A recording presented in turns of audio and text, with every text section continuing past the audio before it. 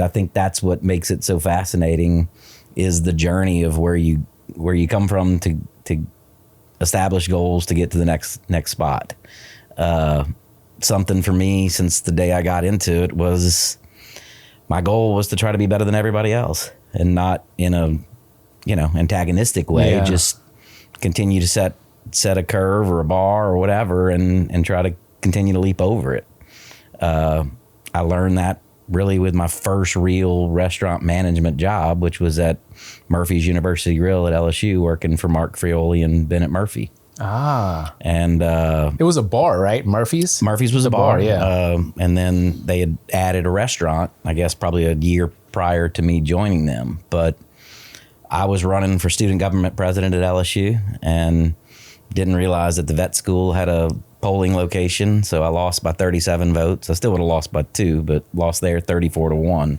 My one fraternity brother, thank you, came through for me. Yeah. But during that election, I got to know Mark Frioli at Murphy's, and I had always wanted to work there. They told me I was too nice to work there, which maybe was right, but probably at the end of the day, I went to him and said, "Look, Mark, I've been working in restaurants, all through college, and I feel like I know what I'm doing, or I want to continue to learn more about it.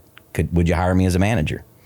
And they didn't hire from without. They only promoted from within. So I was one of the first people ever to get hired in management at Murphy's in the conglomerate there between the grill and Fred's. So, but those guys so committed to doing everything right. I mean, every night stocks were on the stove. We were managing that. They also, part of your management job was you had to have 2 days of cooking, usually on the fry station. So you were integrated into the kitchen. And, they don't know how special that was for me, because I loved the business already, even as a server or busser, which is how I started. But, I'd done some cooking throughout that time in my early job years in the restaurant business. But, I really got to see a new direction, or really just the purity of it. Hard work pays off.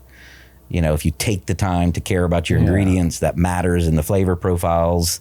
And, it's a shame. I still think that restaurant was ahead of its time, even then, for what they were trying to do. I mean, steak night was huge. These incredible fillets, the game day steaks you have at Fred's right now. Those are good steaks, those are the same steaks yeah.